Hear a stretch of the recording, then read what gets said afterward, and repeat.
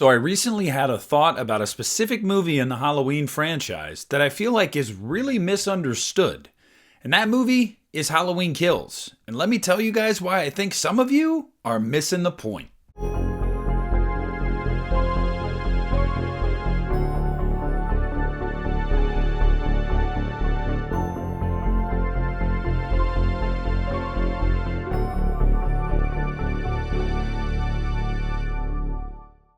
Hey, what's up everybody? Nick here, and today I want to talk to you guys about Halloween Kills, which was probably the most popular Halloween movie to hate until Halloween Ends came out, and that changed everything. But this is not going to be a video where I'm going to review the movie, and I'm going to tell you why it's good, and I'm going to tell you why you should like it. No, not at all. Look, Halloween Kills is what it is. You either like it or you don't. But even if you don't like this movie, I feel like people dislike it for the wrong reasons. I think they dislike things about it that are intentional. See, what do I mean here? Because Halloween Kills, right? It's this big, dumb super slasher. What is there? There's nothing else there, right? Yes and no. See, the story of Halloween Kills is really the town of Haddonfield takes its revenge on Michael Myers. He haunted this town for 40 years, he's come back and killed a bunch of people again, and the town has finally had enough, and they're gonna rise up against him.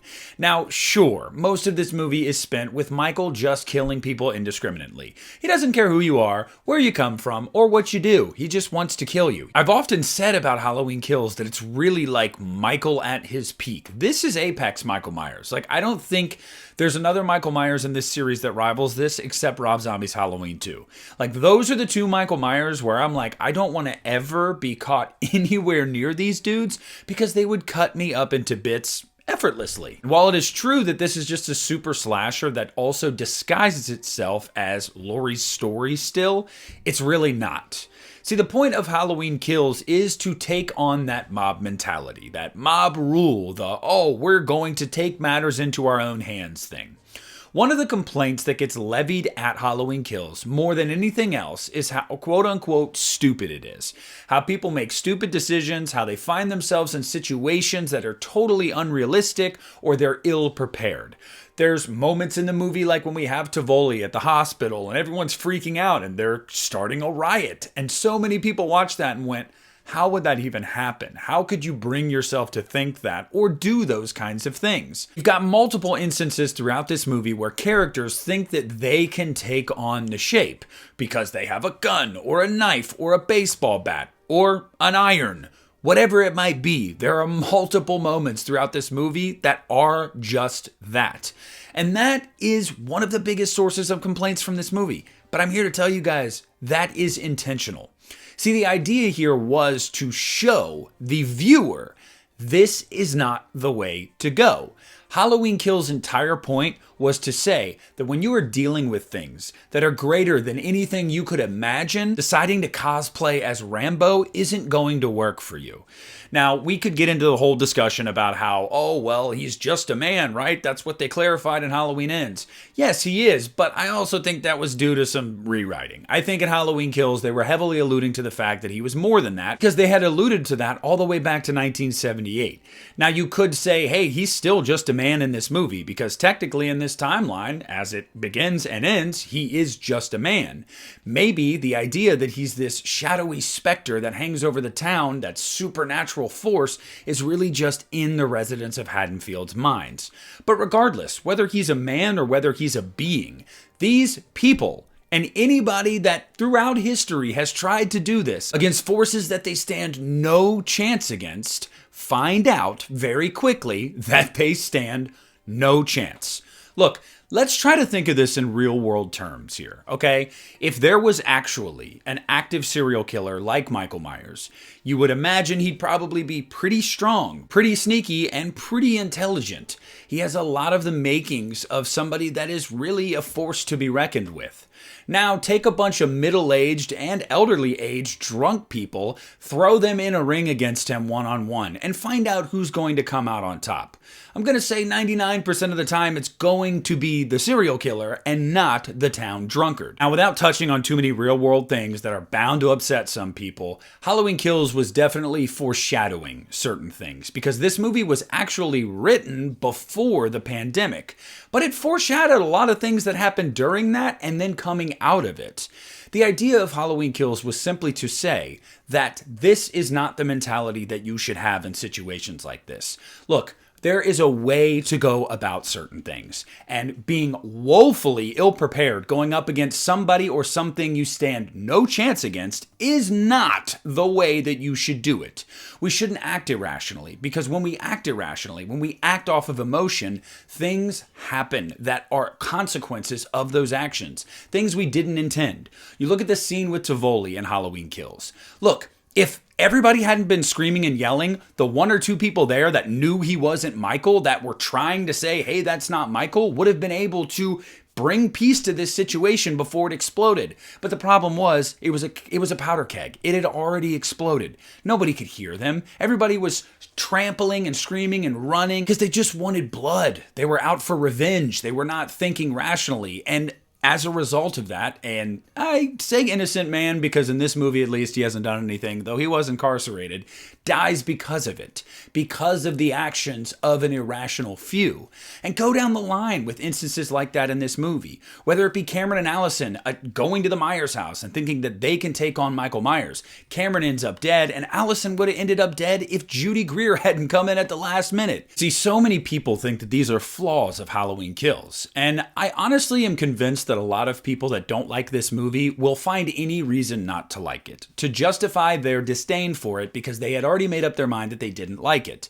Now, I personally find that really disingenuous, and I also find it equally as disingenuous when people that love slasher movies from the heyday of the 80s can't get behind an ultra slasher movie from the 2020s.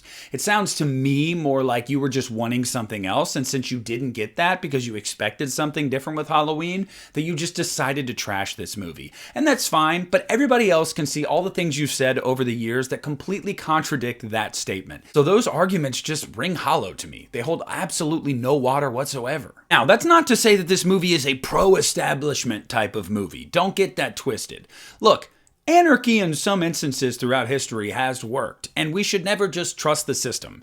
Look, I don't care what side you're on, who you like and who you don't like. I promise you, they never fully have your best interest at heart. Ever. It's all about enriching themselves and those around them. It's never been about the little guy, and it's never going to be about the little guy. Think about this in real world terms. If tomorrow a group of people from a city decided that they wanted to go up against their government, do you think they would stand a chance? Absolutely not. They don't have the firepower, they don't have the manpower to stand up to an entity that powerful. Now let's look at it in this movie's sense. That is the entire point of Halloween Kills. These people stood no chance. They had never been put in a situation like this. You don't know what it's going to be like until you're faced with it. Now, fight or flight response. A lot of these people, to their credit, chose fight, not flight. They were going up against an immovable object. And the entire point of Halloween Kills is to say, yes, what these people are doing is stupid. Yes, it's short-sighted. No, they don't stand a chance. No, a lot of these situations are not rational because you're being put in a world where everything going on as a response to Michael Myers is irrational. And you are watching that play out on screen. And it's why you, as a pragmatic person, is watching that movie and going, oh my God, so dumb. Why'd this person do this? Why'd they go there? Because you get it. You get it. You wouldn't do that. You wouldn't do that because that's not realistic. But this is the entire point of Halloween Kills. Now, you can have it both ways here. You can admit that a lot of the things that happen in this movie are dumb. That doesn't mean the movie's bad. It means that you are frustrated as an intellectual watching this movie going like, why on earth is this happening? But you can also at the same time have a really good time with it and live vicariously through that and even go as far as to say, God, I would never do that. These people are absolute idiots. I'm having a good time though. That's how I am with Halloween Kills. It's how I've been since the day it came out. Look, Halloween 2018 sold me on this huge return. It was going to be an absolutely momentous occasion, and it just didn't live up to that for me. Sorry, I'd seen that 20 years prior, and I liked that one a lot better. So Halloween Kills was never going to be able to bring me in with that same gravitas of Laurie Strode is back and it's continuing their fight. No, Halloween Kills went the right direction. If you're going to be the middle movie in a trilogy, you are almost automatically filler. A lot of times, that's just the case. So if you're going to be viewed as a filler movie, if you are the bridge that bridges the gap between the beginning and the end, how can you make that hour and 40 minutes go by briskly? Oh, let's just have Michael kill a bunch of stupid people in stupid, irrational situations and watch what the irrational behavior of all of these townsfolk who think they know what they're doing plays out on screen. That's exactly what Halloween Kills is. That is the point. You're supposed to be maddened. You're supposed to think this is stupid because guess what? It is. These people are stupid. They never stood a chance. They never were going to, and they never will in the future. Because in any Halloween movie throughout history, we have seen that whenever a group of people decides we're going to take on Michael Myers, do they ever win? Seriously, do they ever win? No. The difference is Halloween Kills is a movie entirely about that. The entire movie is about that. And it takes it to extremes. But honestly, with the real world parallels at the time when this movie came out, this was so relevant. And it still remains relevant to today's times. So look, you may hate Halloween Kills. You may love Halloween Kills. You may be indifferent on Halloween Kills. I'm not here to tell you what to think about Halloween Kills. What I am here to tell you, though, is some of the arguments, you're missing the point. The reasons that you are frustrated sometimes while watching Halloween Kills are literally the point. That is what the filmmakers were trying to do. That is the point of the, I guess you could call it, story of this movie. Because let's be honest, Kills doesn't really have one. It more or less just has a message that is just surrounded by kills and insanity for over an hour and a half. But I'm interested to hear what you guys think about this. Do you agree? Even if you're someone that doesn't like the movie, do you agree that, hey, I hate this? I hate, the fact that they did this? But yeah, that's kind of the point. Or are you someone that's just like, I can never get behind it because my puritanical heart cannot accept the gory, over-the-top nature of Halloween Kills while I go watch Friday the 13th Part 5 and treat it like it's the Mona Lisa of film? Side note, I love Friday 5. Every now and then it's okay to just step off your high horse, come back down to reality, quit sniffing your farts, and admit that there's a lot to like about this movie, and maybe the entire point of the movie was for you to feel the way you do. But I digress. Look, leave a like on the video, subscribe to my channel if you haven't already. This is Nick at the Lost River Drive-In, and evil dies tonight.